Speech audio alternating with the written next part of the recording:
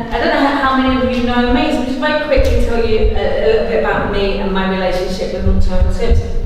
And I got quite as far back as Kieran. It's great to be on a panel of 50-somethings. That's brilliant, thank you for that. But I think I first met Northern Ireland Alternatives in 1999, probably 98, 99, and a bit like a long prison sentence, I haven't been able to get away since. I joined the board not long after, and then only left in 2015, although my name's still on your website, you need to take me off. Is that you, Billy Drummond? It's free to get on, it's pay money to go. And I left in 2015 when I got this job. Just to say, talk about education, I am a woman, Greek Cypriot, Koulla, Yiasouma, from London, hence the accent, born and brought up in London. I was really upset when I went to university and the lecturers told me I was middle class, but I was led to believe I was working class. But very happy home, mum, dad and one sister, work, really comfortable, have felt safe my whole life. Just had the best upbringing and I'm thankful for that every day. So, to bear in mind, I have learned what I have learned. I work the way I work because of my core beliefs and values which have been instilled in me by my background, but also I have learned from people like you but also from the education I received. That's how I got into social justice work. So it's a combination of me and my education is how I'm here today. So in 2015 I became Northern Ireland Commissioner for Children and Young People. And it's my job to try and do what you've heard about statutory organisations, to make sure that they comply with the rights of children and young people. And I do that in a variety of ways, and you can look up on the website what that means. Billy, I'm going to move a lot. No, that's why I'm moving the camera. Go ahead. Sorry, but you know what? Talking to them is far more important than talking to your video. And if I move, it makes me more interesting. See, these guys were really interesting. That's why they sat down. If I move and do a bit of a song and a dance, you'll think I'm just as interesting as them. I want to say a little bit about rights and the United Nations Convention on the Rights of the Child, which is the framework by which I, by law, have to do my job, and it's in my job description. But also, it's the framework that everybody who works with children and young people should be working to. And sometimes that's done explicitly, UNCRC is all over the place. Sometimes people just get on with it. And when I talk a little bit about what those rights actually are and look like, I think you'll find that you're one of the, we get on with it and we do it. So the United Convention on Rights of the Child is about every aspect of a child's life. Education, protection, the right to life, the right to religion, the right to live with their family whenever and wherever that's possible, and to support families to stay together whenever that's possible. The right to justice, the right to a fair trial, all sorts of wonderful rights. She takes the worst pictures ever. You need to go on a course. Do you hear what he said about training? You need to go on a course about taking pictures. Not me. Some of the principles of the UNCRC are the right of children not to be discriminated against. The biggest in my view principle of the UNCRC is Article 3, which is that in every action and decision made, the best interest of the child has to be paramount. And I just want to read out to you what the United Nations Committee on the Rights of the Child says about the best interests of the child. It says, particularly about some of the young people you work with, the committee underlines that protecting the child's best interest means that the traditional objectives of criminal justice, such as repression or retribution, must give way to rehabilitation and restorative justice objectives when dealing with child offenders. That's how we interpret best interest. Other rules that apply to adults go out the window because it's about what's right for the child. Article 6 of the UN Convention on the Rights of the Child talks about the child's right to life, survival and development. You've heard about the roots of this organisation and you've heard about what you know what you do every day, you know where you fit into that. And then Article 12, and I look at the safety network and all the work we do, which is the child. Anyone know what Article 12 is? The child's right to a voice and to have their views taken into account in all decisions affecting their lives. So there are our 4 frames. Now, if I had 3 days, I could give you every 42 rights, but I can see Jim saying, please don't do it. We then look further down the convention, Articles 37 and 40, which talk about young people in conflict with the law. And the convention is very clear, the committee is very clear that diversion is the way to go. Diversion that's meaningful and that actually diverts away from the criminal justice system and allows the child to make up for the mistakes they've made, but and gives them the right not to be reminded constantly about those mistakes. You know, the blank sheet. You're diverted away, and that behaviour never brings you back into the system. And that any diversionary disposal needs to be with the full consent of the child, and the young person needs to understand what's going on. The UN Committee on the Rights of the Child, the UNCRC, is obviously really strong on early intervention and prevention. So you know yourselves where you fit into that. I know where you fit into that. And I say this a lot because I obviously talk to a lot of people. Children's rights are not protected primarily by people like me or Brendan or academics. They're protected by people like you who are on the ground every day working with children and young people. Whether you call it rights or whether you call it welfare or whether you call it needs, you're doing it every day and you're living it every day. And if you ask those young people and those communities who are working what it feels like to work with you, and when they talk about things like respect and listen to me and help me move on and stands beside me, goes at my own pace, that is rights compliant in my view. You don't need all the lingo, but we're very happy to help you with the lingo and break the camera. Have I broken? Oh no, you've got his left. Billy Drummond's leaving. Oh, Billy, come back! Kieran and others have taken you through some of the journey that restorative justice in Northern Ireland has gone. I moved to London in 1994. Hugh talks about running away, I ran too, when I got married. And you've heard about the Good Friday Agreement, you've heard about the Criminal Justice Review, which gave birth to Brendan's organisation. When I look at the Youth Justice Review, and particularly Lord Clyde's work after it, was really, really important. But when I think about it now, there's lost opportunities. I'm going to talk about a few reviews where I think there's been lost opportunities for community restorative justice. What happened with the review is that they said, well, we're not ready. We're not ready to shine a light on these organisations, to let these organisations fly. But what we're going to do, we think restorative justice is a really good idea. So we're going to put it into a system, into the new Youth Justice Agency, because that's the other thing the Youth Justice Review did. It brought out the Youth Justice Agency. And within that, the youth conferencing strand. You could argue, and people do argue, that youth conferencing was set up because it was deemed to be best practice when working with young people.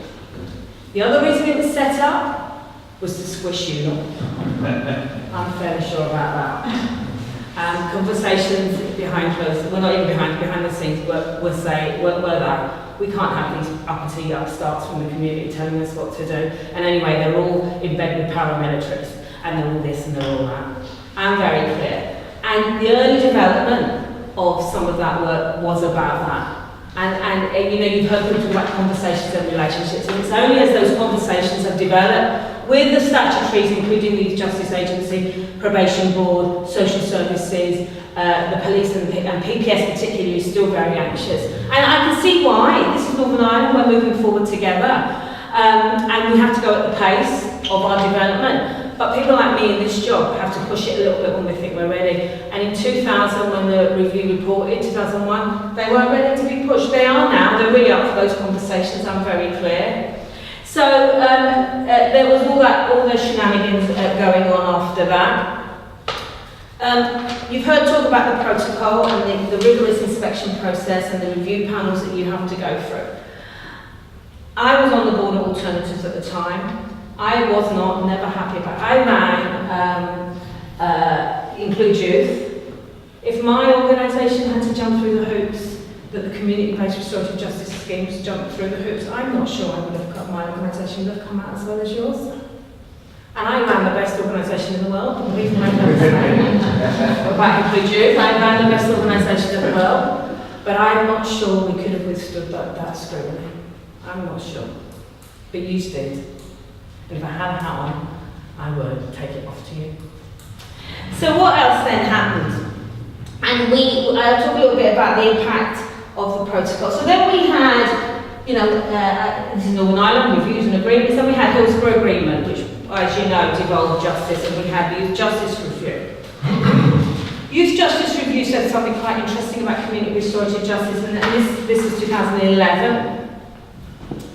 And it talked about the difficult line that you and your schemes go through. And it says, to enjoy the confidence of every group is perhaps an expectation too far for community-based restorative justice scheme, but they are an important and effective part of the youth justice landscape in our view, and in our view one that deserves to be nurtured. It then goes on, and this is page 49, paragraph 3.57, it goes on to talk about how the protocol that you were made to adhere to almost shut off that piece of your work and what needs to be done, and it was suggesting that some consideration needs to be given. Consolidating the rule of law is vitally important in any society undergoing transition, but if this can be achieved outside the criminal justice system for most youth offending, we believe it can, then there should be places for schemes like CBRJs. If only because they underline and reinforce the notion that communities should take responsibility for addressing the behaviour of their own children. The Youth Justice Review said, particularly in the discussions, talked a lot about diverting young people away from the scheme. They felt just that wee bit short from making really clear recommendations. And let me tell you what recommendation I think they should, and I've said this quite a lot. We have diversionary youth conferencing and we have court-ordered youth conferencing. You all know this. I believe, and I believe then, and I believe now, that diversionary youth conferencing has no business being run by the statutory sector. It should be run within the community by the communities. And that was a missed opportunity in this. It really, really was. But again, they may have believed it was a step too far, I don't know. So we're still on our journey, and me and Brendan continually argue about how far the Youth Justice Review has been implemented, but Brendan's a much nicer man than me and believes it's just over 50% of the recommendations. But you, regardless, you developed and you got on with things. We've had strategies like Pathways to Success and T-Block, which brought you into the world of working with young people who need education, employment training, and Hugh's already talked about huge education underachievement by children, but particularly young men, but also girls from the Unionist Loyalist communities. And then we have the Fresh Start Agreement, and the report from Fresh Start, and you're all over this again. For goodness sake, do you know people need to stop talking about this and start getting on and start calling you and start. And I could do a quote about has your time arrived.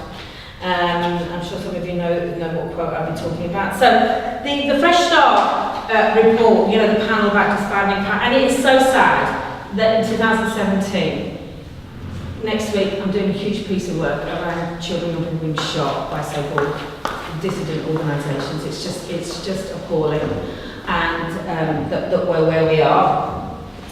These schemes help to construct relationships between the police and community, encourage community support for the rule of law, support effective rehabilitation of offenders, and importantly, address the needs of victims. However, the accredited schemes are still limited in scope, have difficulty securing sustainable funding to deliver and expand their services, and could easily be extended to become more part of the mainstream.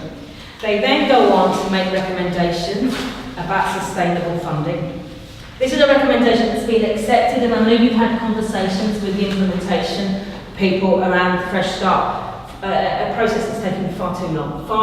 We're a year in, a 5-year implementation plan, and I've not heard of any money, apart from bits of research, telling us things we already know. You said he's just giving his opinions, and he isn't saying he's right. I'm giving my opinions, and I am right.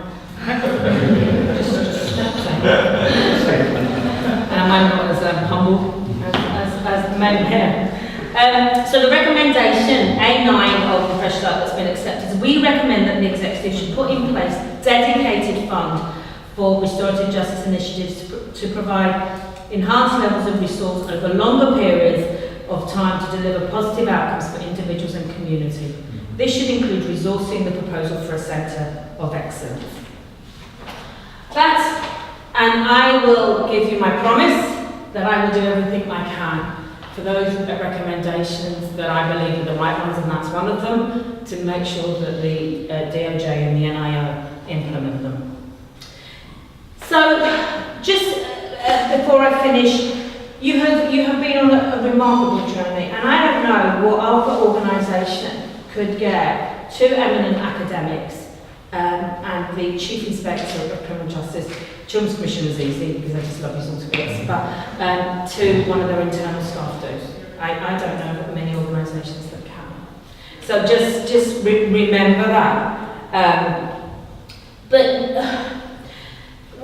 just want to say, Northern Ireland Alternatives is a community-based restorative justice scheme.